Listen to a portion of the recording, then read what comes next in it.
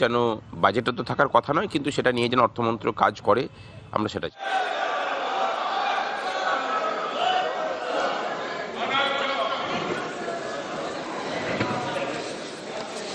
माननीय सदस्यगण, आपको बुलेटिन भाग 2 के माध्यम से पहले ही सूचित किया गया है कि माननीय वित्त मंत्री जी के बजट भाषण की प्रतियां आपको हार्ड कॉपी के रूप में उपलब्ध कराई जाएगी। अतः बजट प्रस्तुत हो जाने के पश्चात माननीय सदस्य बजट भाषण की प्रति प्रकाशन काउंटर से प्राप्त कर सकते हैं। आपको ये भी सूचित किया जाता है कि माननीय मंत्री द्वारा बजट प्रस्तुत किए जाने के पश्चात उसे मेंबर पोर्टल पर भी उपलब्ध करा दिया जाएगा। माननीय वित्त मंत्री जी,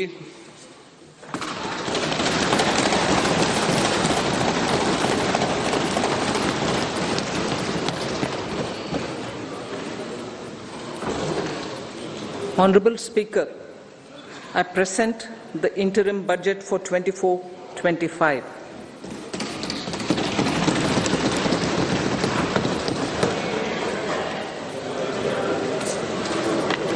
The Indian economy has witnessed profound positive transformation in the last 10 years. The people of India are looking ahead to the future with hope and optimism. With the blessings of the people, when our government, under the visionary and dynamic leadership of Honorable Prime Minister Shri Narendra Modi, assumed office in 2014, the country was facing enormous challenges. With Sabka Saath, Sabka Vikas as its mantra, the government overcame those challenges in right earnest. Structural reforms were undertaken. Pro-people programs were formulated and implemented promptly. Conditions were created for more opportunities for employment and entrepreneurship. The economy got a new vigor. The fruits of development started reaching the people at scale. The country got a new sense of purpose and hope. Naturally, the people blessed the government with a bigger mandate. In the second term, our government, under the leadership of Honorable Prime Minister, doubled down on its responsibilities to build a prosperous country with comprehensive development of all people and all regions. Our government strengthened its mantra to Sabka Saath, Sabka Vikas and Sabka Vishwas. Our development philosophy covered all elements of inclusivity, namely social inclusivity through coverage of all strata of the society, and geographical inclusivity through development of all regions of the country.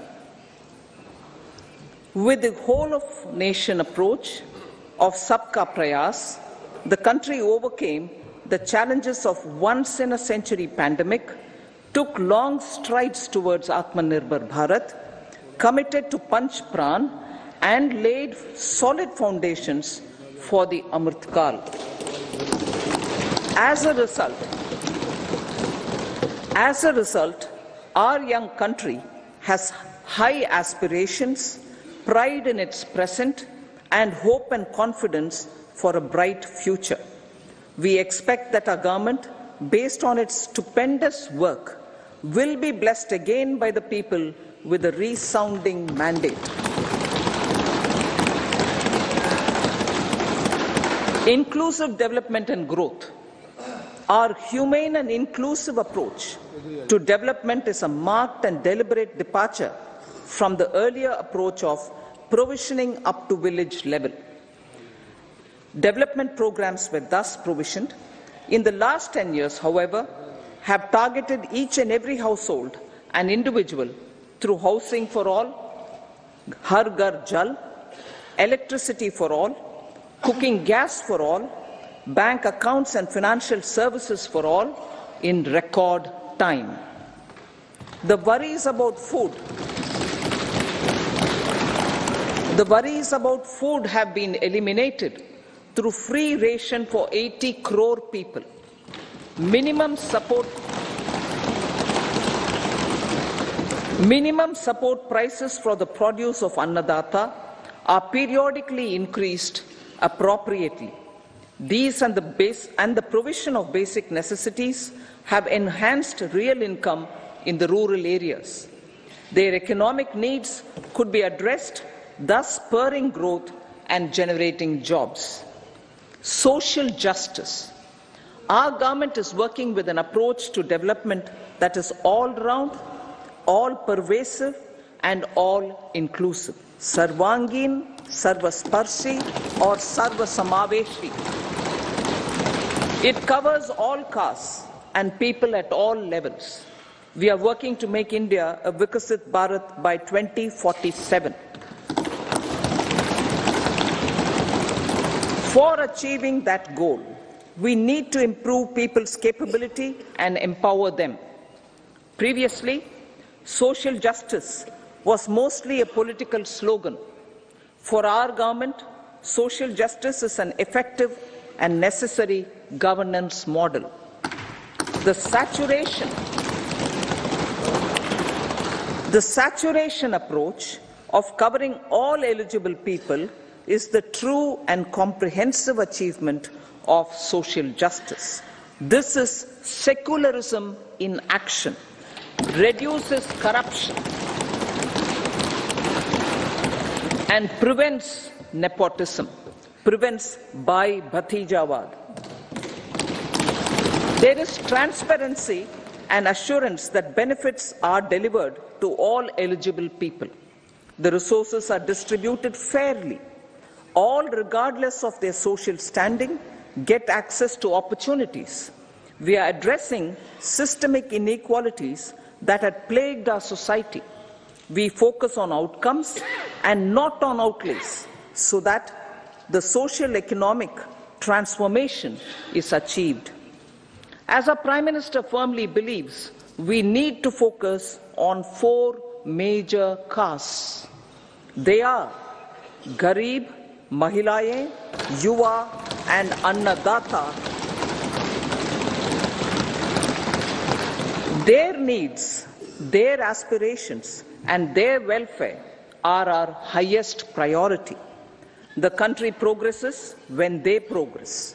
All 4 require and receive government support in their quest to better their lives. Their empowerment and well-being will drive the country forward.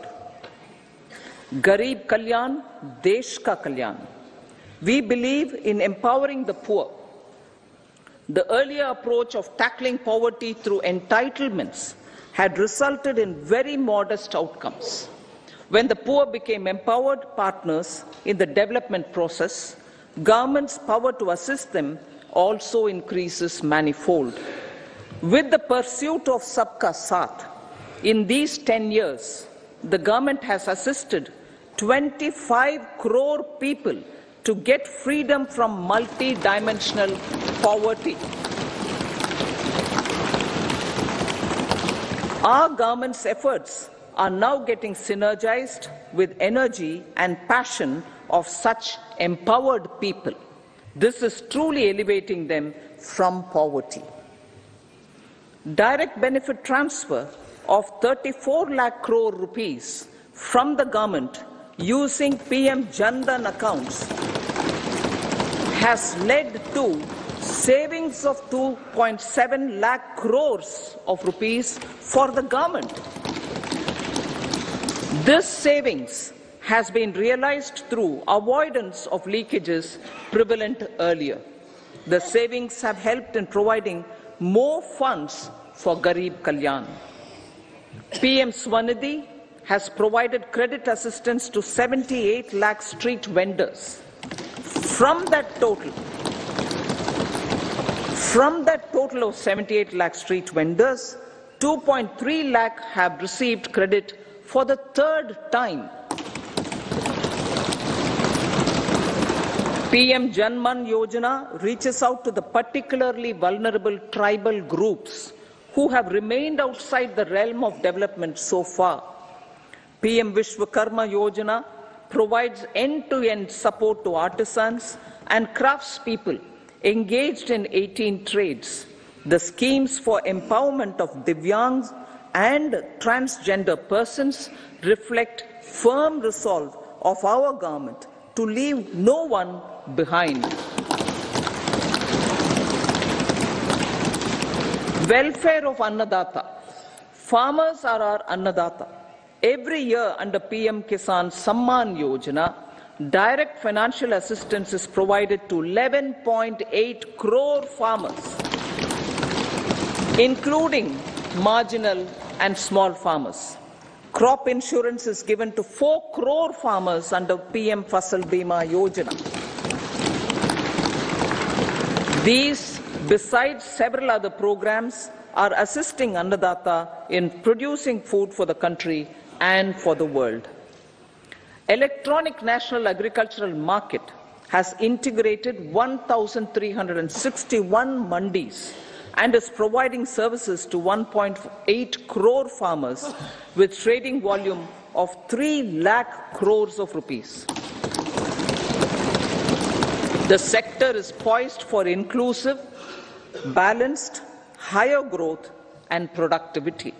These are facilitated from farmer-centric policies, income support, coverage of risks through price and insurance support, promotion of technologies and innovations through startups.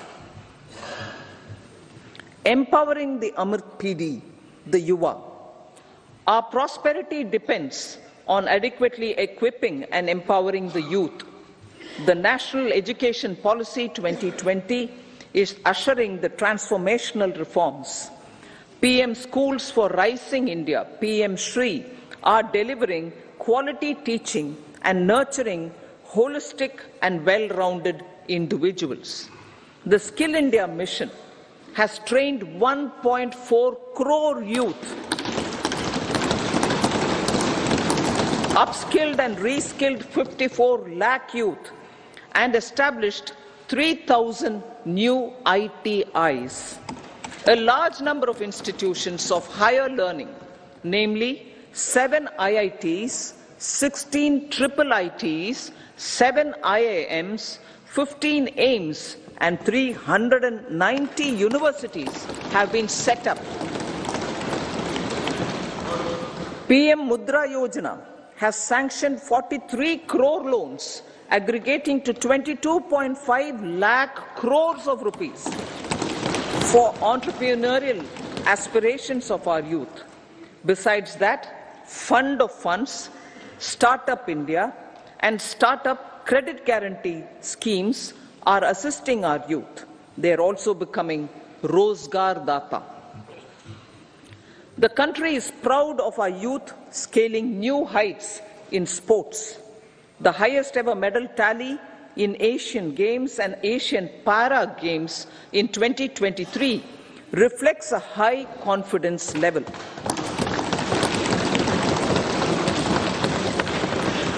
Chess prodigy and our #1 ranked player Pragyananda put up a stiff fight against the reigning world champion Magnus Carlsen in 2023.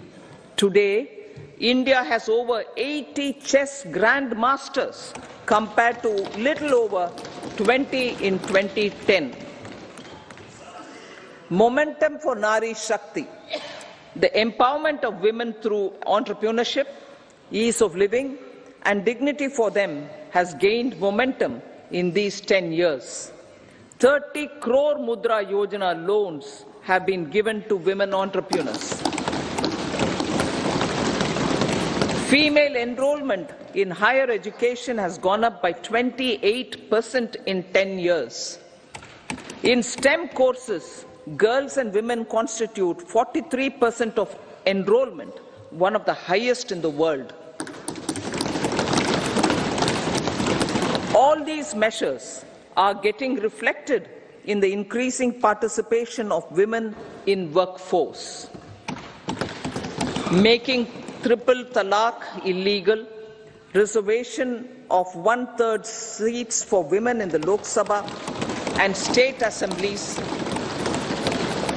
and giving over 70% houses under PM Awas Yojana in rural areas to women and giving over 70% houses under PM Awas Yojana in rural areas to women as sole or joint owners have enhanced their dignity. Exemplary track record of governance, development and performance. Besides delivering on high growth in terms of gross domestic product, the government is equally focused on a more comprehensive GDP, that is, governance, development and performance.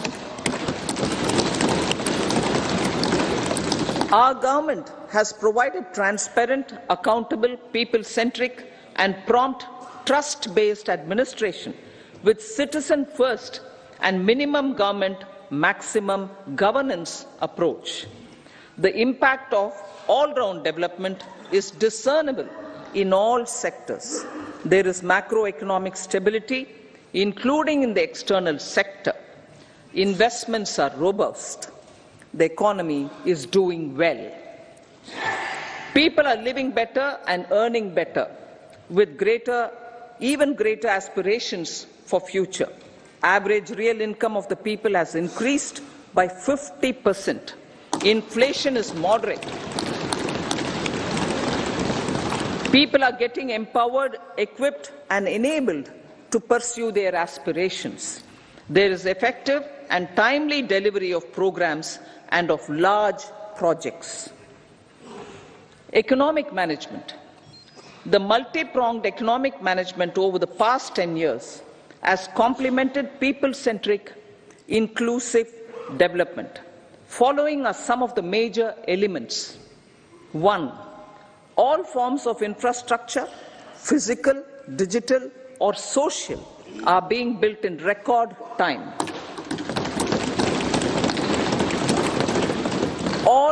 Number 2. All parts of the country are becoming active participants in economic growth.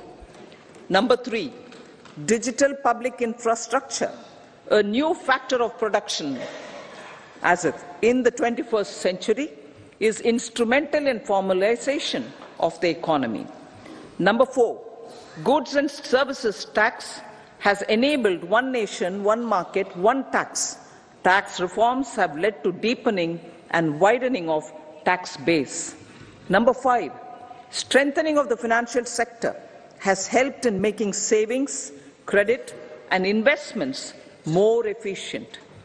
Number 6, GIFT, IFSC and the Unified Regulatory Authority, IFSCA, are creating a robust gateway for global capital and financial services for the economy. Number 7, proactive inflation management has helped keep inflation within the policy band. Now the global context, Honourable Speaker, sir. Geopolitically, global affairs are becoming more complex and challenging with wars and conflicts. Globalization is being redefined with reshoring and friendshoring, disruption and fragmentation of supply chains and competition for critical minerals and technologies. A new world order is emerging after the COVID pandemic. India assumed the G20 presidency during very difficult times for the world. The global economy was going through high inflation, high interest rates, low growth, very high public debt, low trade growth and climate changes. The pandemic has led to a crisis of food, fertilizer, fuel and finances for the world, while India successfully navigated its way. The country showed the way forward and built consensus on solutions for those global problems. The recently announced India-Middle East-Europe economic corridor is a strategic and economic game changer for India and others. In the words of Honourable Prime Minister, the corridor, and I quote, will become the basis of world trade for hundreds of years to come, and history will remember that this corridor was initiated on Indian soil. Unquote. Vision for Vikasit Bharat. Our vision for Vikasit Bharat is that of prosperous Bharat in harmony with nature, with modern infrastructure, and providing opportunities for all citizens and all regions to reach their potential. With confidence arising from strong and exemplary track record of performance and progress, earning Sabka Vishwas, the next 5 years will be years of unprecedented development and golden moments to realize the dream of developed India by 2047. The trinity of demography, democracy, and diversity backed by Sabka Prayas has the potential to fulfill aspirations of every Indian. As Honorable Prime Minister in his Independence Day address to the nation mentioned, I quote, "There is no dearth of opportunities. As many opportunities as we want. The country is capable of creating more opportunities. Sky is the limit." Unquote. Strategy for Amrit Kal. Our government will adopt economic policies that foster and sustain growth, facilitate inclusive and sustainable development, improve productivity, create opportunities for all, help them enhance their capabilities, and contribute to generation of resources to power investments and fulfill aspirations. Guided by the principle, reform, perform, and transform, the government will take up next generation reforms and build consensus with the states and stakeholders for effective implementation. It is an important policy priority for our government to ensure timely and adequate finances, relevant technologies, and appropriate training for the micro, small, and medium enterprises, MSMEs, to grow and also compete globally. Orienting the regulatory environment to facilitate their growth will be an important element of this policy mix. Aligning with the Panchamrit goals, our government will facilitate sustaining high and more resource-efficient economic growth. This will work towards energy security in terms of availability, accessibility, and affordability. For meeting the investment needs, our government will prepare the financial sector in terms of size, capacity, skills, and regulatory framework. Aspirational Districts Program. Our government stands ready to assist the states in faster development of aspirational districts and blocks, including generation of ample economic opportunities. Development of the East. Our government will pay utmost attention to make the eastern region and its people a powerful driver of India's growth. PM Awas Yojana Gramin. Despite the challenges due to COVID, implementation of PM Awas Yojana Gramin continued, and we are close to achieving the target of 3 crore houses. 2 crore more houses will be taken up in the next 5 years to meet the requirement arising from increase in the number of families. Rooftop solarization and Muft Bijli. Through rooftop solarization, 1 crore households will be enabled to obtain up to 300 units free electricity every month. This scheme follows the resolve of Honorable Prime Minister on the historic day of consecration of Sri Ram Mandir in Ayodhya. Following benefits are expected: savings up to 15 to 18,000 rupees annually for households from free solar electricity and selling the surplus to the distribution companies. Charging of electric vehicles. Entrepreneurship opportunities for a large number of vendors for supply and installation. Employment opportunities for the youth with technical skills in manufacturing, installation and maintenance. Housing for middle class.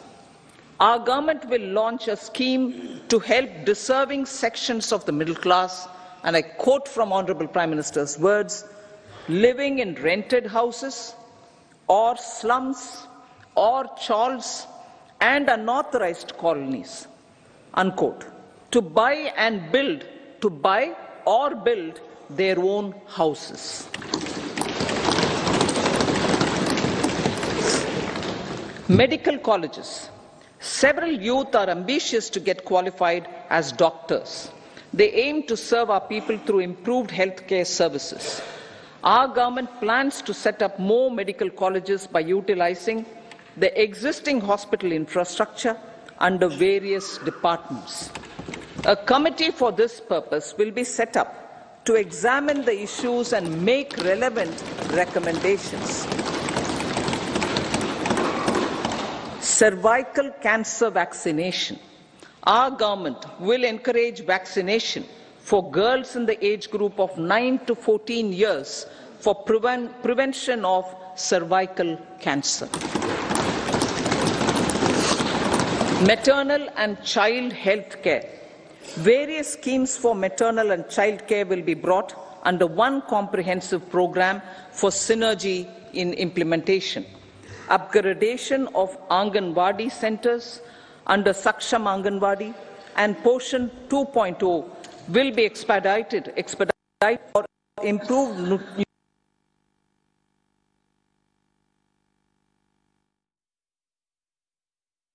win platform for managing immunization and intensified efforts of Mission Indradhanush will be rolled out expeditiously throughout the country.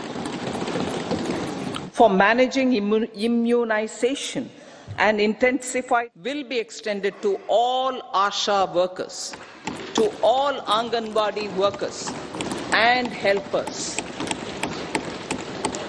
Agriculture and food processing.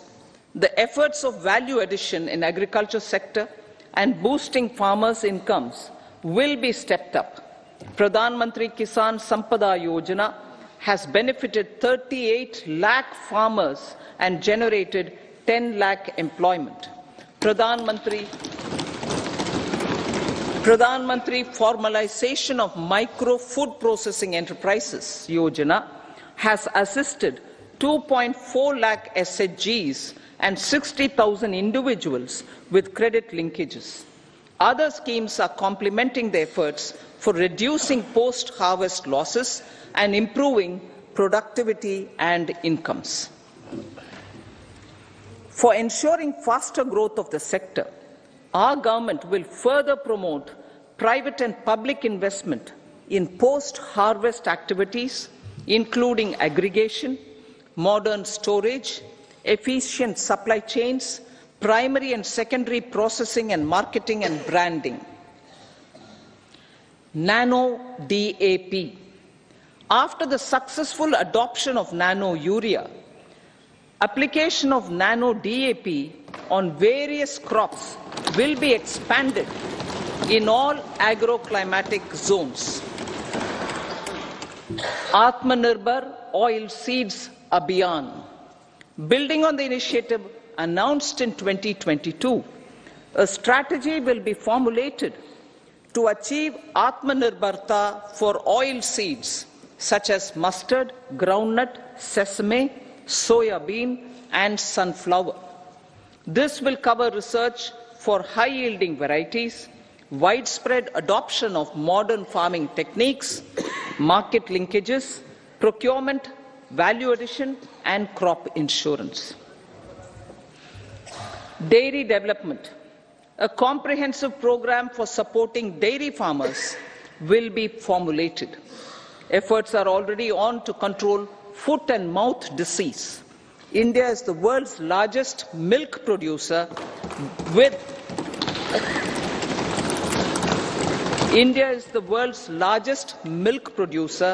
but with low productivity of milch animals.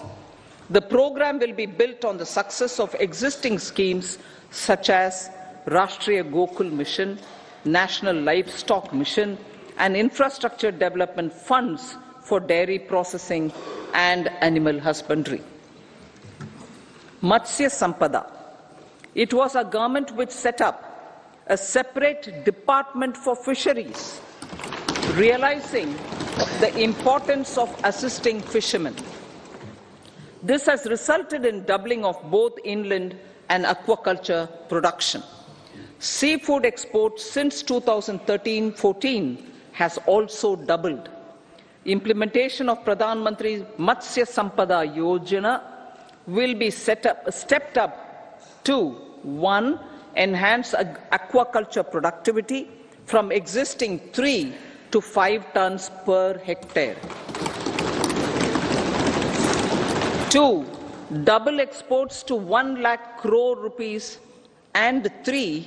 Generate 55 lakh employment opportunities in the near future. 5 integrated aqua parks will also be set up. Lakpati Didi.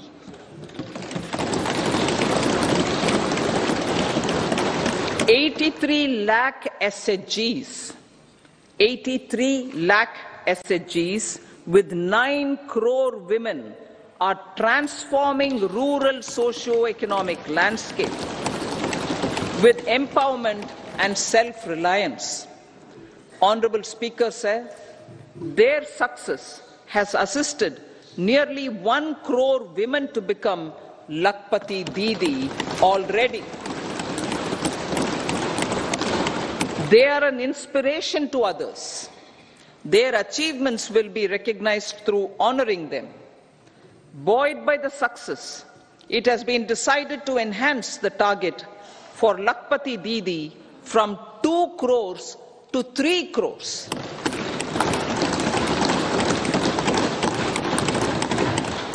Technological changes, new age technologies and data are changing the lives of people and businesses. They are also enabling new economic opportunities and facilitating provision of high-quality services at affordable prices for all, including those at the bottom of the pyramid. Opportunities for India at the global level are expanding. India is showing solutions through innovation and entrepreneurship of its people. Research and innovation for catalyzing growth, employment and development. Prime Minister Lal Bahadur Shastri gave the slogan of Jai Jawan, Jai Kisan. Prime Minister Atal Bihari Vajpayee ji made that Jai Jawan, Jai Kisan, Jai Vigyan.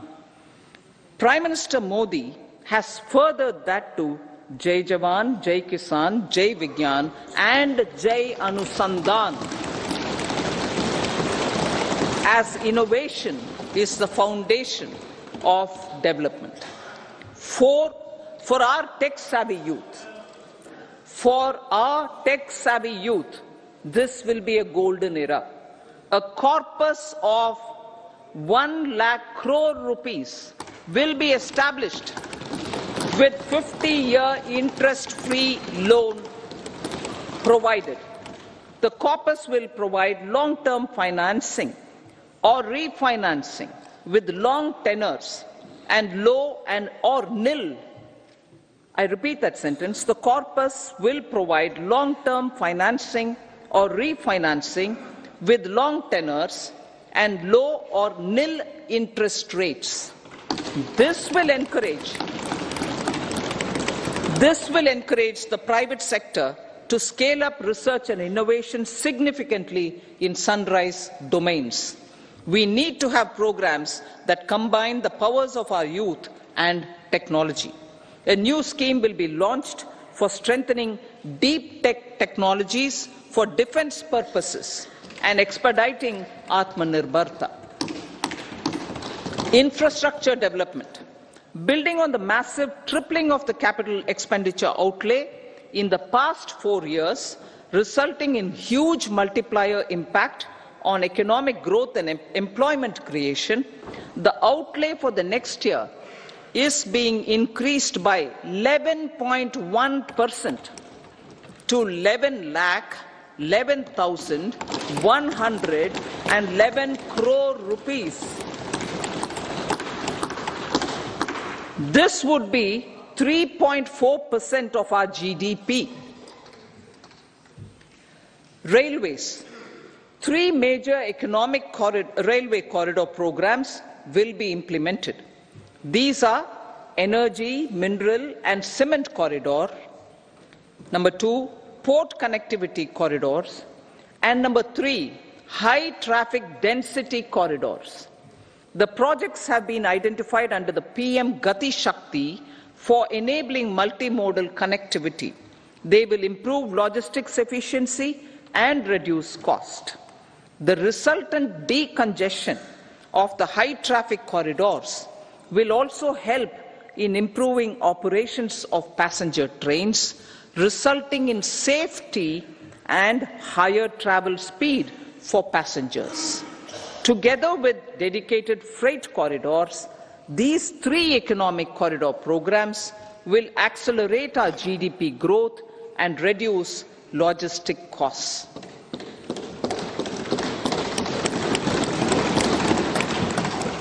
"40,000 normal rail bogies will be converted to Vande Bharat standards to enhance safety, convenience and comfort of passengers." Aviation sector. The aviation sector has been galvanized in the past 10 years. Number of airports have doubled to 149. Rollout of air connectivity to Tier 2 and Tier 3 cities under Udan scheme has been widespread. 517 new routes are carrying 1.3 crore passengers. Indian carriers have proactively placed orders for over 1,000 new aircrafts. Expansion of existing airports and development of new airports will continue expeditiously. Metro and Namo Bharat. We have a fast expanding middle class and rapid urbanization is taking place. Metro rail and Namo Bharat can be the catalyst for the required urban transformation. Expansion of these systems will be supported in large cities, focusing on transit-oriented development. Green energy. Towards meeting our commitment for net zero by 2070, the following measures will be taken. Viability gap funding will be provided for harnessing offshore wind energy, potential for initial capacity of 1 gigawatt. Coal gasification and liquefaction capacity of 100 metric tons will be set up by 2030. This will also help in reducing imports of natural gas, methanol and ammonia. Phased mandatory blending of compressed biogas in compressed natural gas for transport and piped natural gas for domestic purposes will be mandated. Financial assistance will be provided for procurement of biomass aggregation machinery to support collection. Electric vehicle ecosystem. Our government will expand this and strengthen the e-vehicle ecosystem by supporting manufacturing and charging infrastructure. Greater adoption of e-buses for public transport networks will be encouraged through payment security mechanism. Biomanufacturing and biofoundry. For promoting green growth, a new scheme of biomanufacturing and biofoundry will be launched. This will provide environment-friendly alternatives such as biodegradable polymers, bioplastics, biopharmaceuticals, and bioagri-inputs. This scheme will also help in transforming today's consumptive manufacturing paradigm to the one based on regenerative principles. Blue Economy 2.0. For promoting climate-resilient activities for Blue Economy 2.0, a scheme for restoration and adaptation measures and coastal aquaculture and mariculture with integrated and multi-sectoral approach will be launched. Comprehensive development of tourist centers. The success of organizing G20 meetings in 60 places presented diversity of India to global audience. Our economic strength has made the country an attractive destination for business and conference tourism. Our middle class also now aspires to travel and explore. Tourism, including spiritual tourism, has tremendous opportunities for local entrepreneurship. States will be encouraged to take up comprehensive development of iconic tourist centers, branding and marketing them at global scale. A framework for rating of the centers based on quality of facilities and services will be established. Long-term interest-free loans will be provided to states for financing such development on matching basis. To address the emerging fervor for domestic tourism, Honorable Speaker, sir, projects for port connectivity, tourism infrastructure and amenities will be taken up on our islands, including Lakshadweep. This will help in generating employment also. Promoting investments. The FDI inflow during 2014 to 23 was $596 billion, marking a golden era. That is twice the inflow during 2005 to 14. For encouraging sustained foreign investment, we are negotiating bilateral investment treaties with our foreign partners in the spirit of First Develop India. FDI is First Develop India. Reforms in the states for Vikasit Bharat. Many growth and development enabling reforms are needed in the states for realizing the vision of Vikasit Bharat. A provision of 75,000 crore rupees as 50-year interest-free loan is proposed this year to support those milestone-linked reforms by the state governments. Societal changes. The government will form a high-powered committee for an extensive consideration of the challenges arising from fast population growth and demographic changes. The committee will be mandated to make recommendations for addressing these challenges comprehensively in relation to the goal of Vikasit Bharat. Amrit Kal as Kartavya Kal. Our government stands committed to strengthening and expanding the economy with high growth and to create conditions for people to realize their aspirations.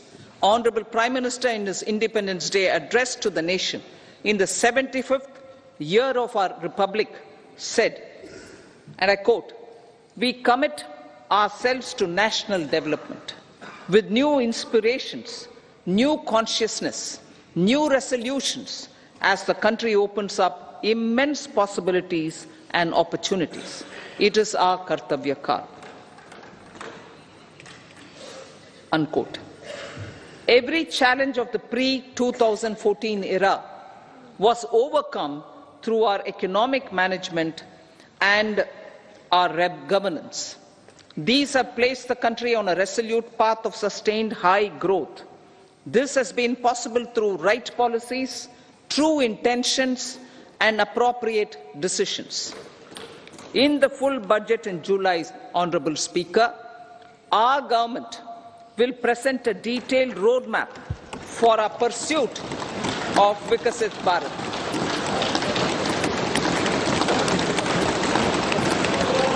Revised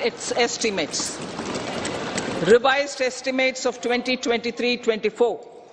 The revised estimate of the total receipts other than borrowings is 27.56 lakh crores of rupees, of which the tax receipts are 23.24 lakh crore rupees.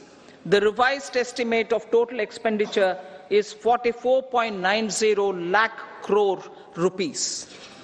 The revenue receipts at 30.03 lakh crore rupees are expected to be higher than the budget estimate, reflecting strong growth momentum and formalization in the economy. The revised estimate of the fiscal deficit is 5.8% of GDP, improving on the budget estimate, notwithstanding moderation in the nominal growth estimates. Budget estimates for 2024-25. Coming to the year 2024-25, the total receipts other than borrowings and total expenditure are estimated at 30.80 and 47.66 lakh crore rupees respectively. The tax receipts are estimated at 26.02 lakh crore rupees.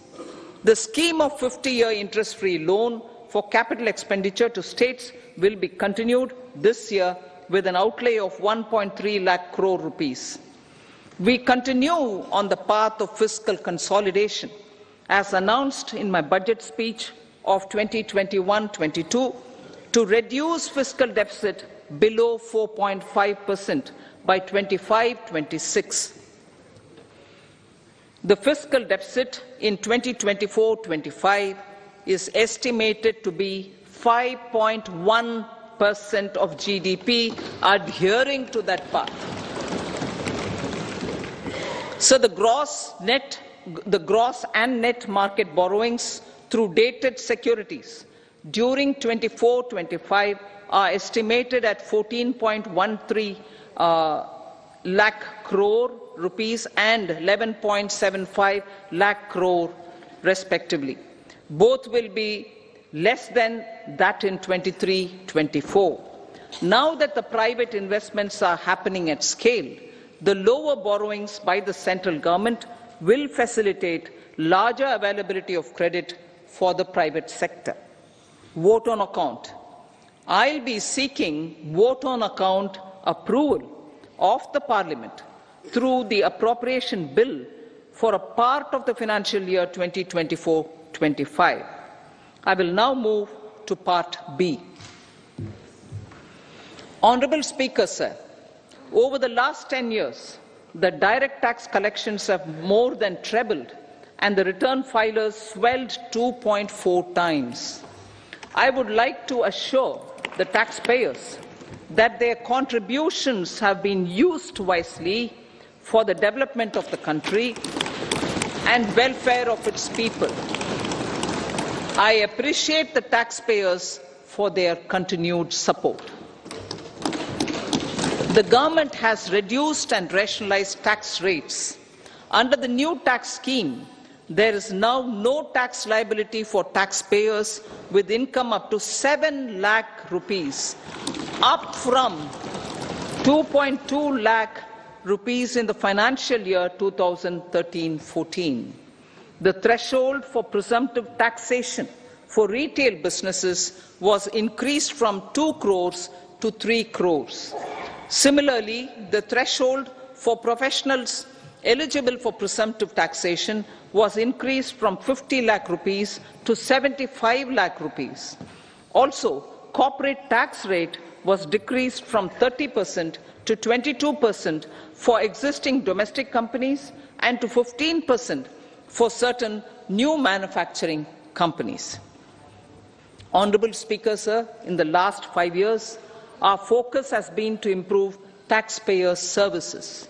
The age-old jurisdiction-based assessment system was transformed with the introduction of faceless assessment and appeal, thereby imparting greater efficiency, transparency and accountability.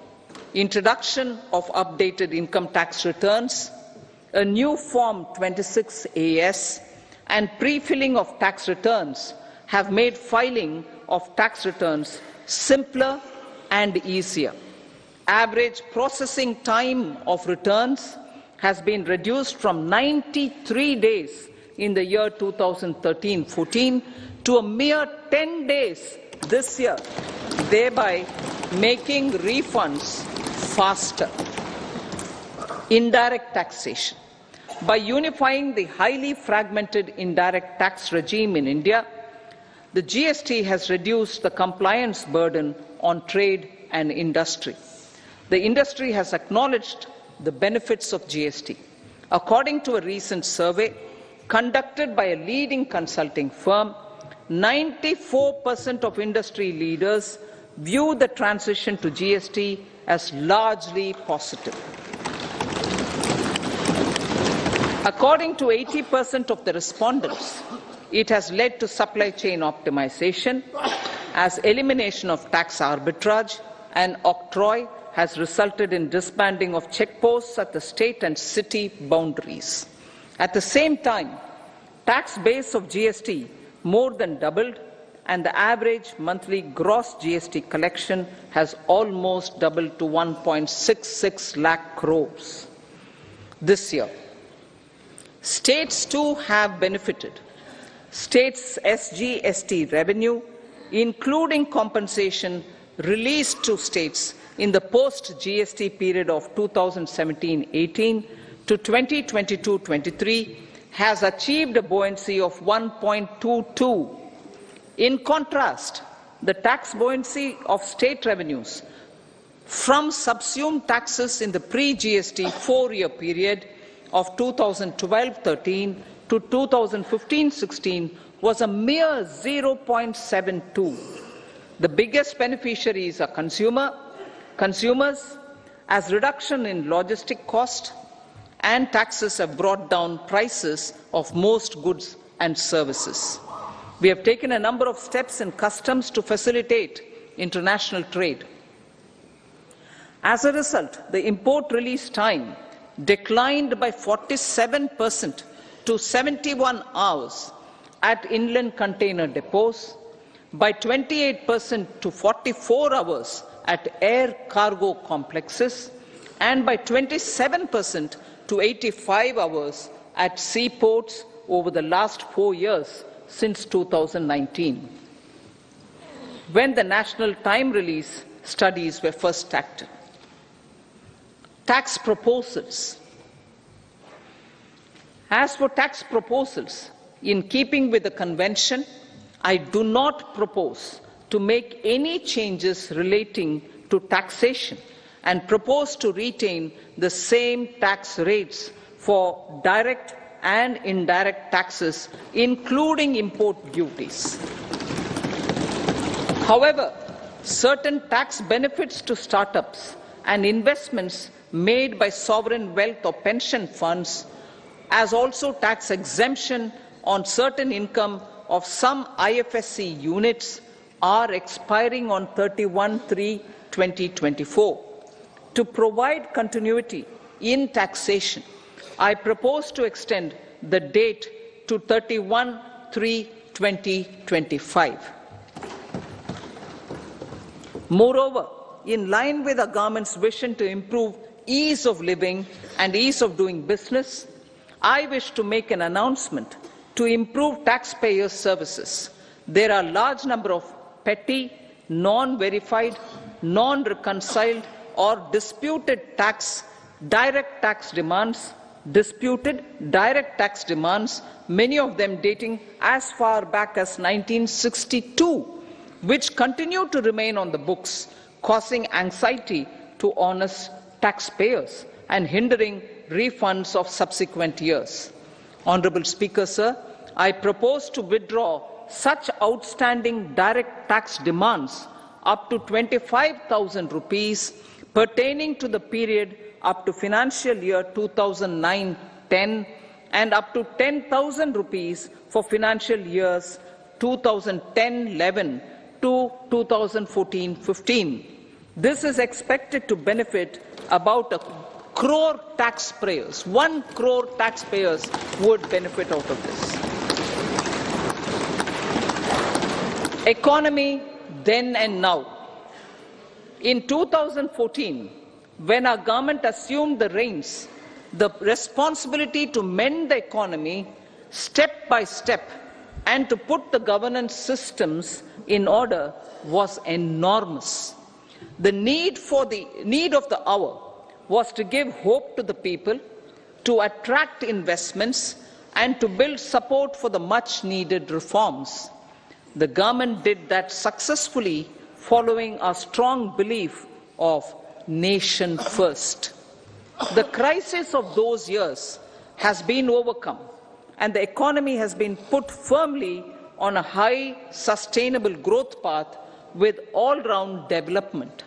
It is now appropriate to look at where we were then. I repeat, it is now appropriate to look at where we were then till 2014 and where we are now, only for the purpose of drawing lessons from the mismanagement of those years. The government will lay a white paper on table of the House.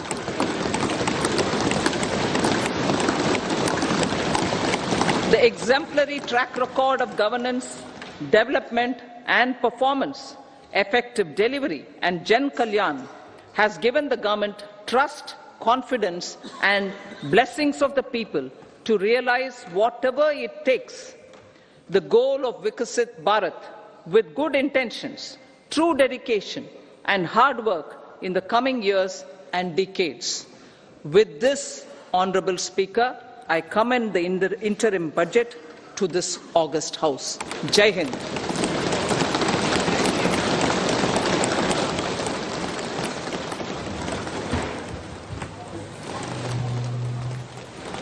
আপনারা দেখলেন যে অন্তর্বর্তী কেন্দ্রীয় budget পেশ করলেন কেন্দ্রীয় অর্থমন্ত্রী নির্মলা সীতারামন। অনেকগুলো বিষয় তিনি ছুঁয়ে গেলেন। বিগত 10 বছরে কেন্দ্রীয় সরকারের তরফ থেকে কি কাজ করা হয়েছে তার একটা খতিয়ান তুলে ধরলেন তিনি। রীতি মেনেই কর কাঠামো অপরিবর্তিত জানিয়ে দিলেন কেন্দ্রীয় অর্থমন্ত্রী নির্মলা সীতারামন, যার দিকে তাকিয়েছিল মধ্যবিত্ত। আয়কর হারে কোনো পরিবর্তন নয় জানিয়েছেন অর্থমন্ত্রী। এর পাশাপাশি অবশ্যই পূর্ণাঙ্গ বাজেটে কি থাকতে পারে না থাকতে পারে গতকালই একটা ইঙ্গিত দিয়েছিলেন প্রধানমন্ত্রী নরেন্দ্র মোদী। তিনি আশাবাদী যে তারাই পরবর্তী সময়ে পূর্ণাঙ্গ বাজেট পেশ করবেন নির্বাচন পরবর্তী সময়। Item number. I rise to move for leave to introduce the Finance Bill 2024. प्रश्न ये है कि विधेयक को पुनर्स्थापित करने की अनुमति प्रदान की जाए। जो सदस्य इसके पक्ष में हाँ कहें, जो सदस्य विरोध में ना कहें। मेरे विचार में निर्णय हाँ वालों के पक्ष हुआ, हाँ वालों के पक्ष हुआ। माननीय मंत्री जी विधेयक को पुनर्स्थापित करें। So I introduce the bill. सभा की कार्रवाई शुक्रवार दिनांक 2 फरवरी 2024 को प्राप्त 11 बजे तक के लिए स्थगित की जाती है।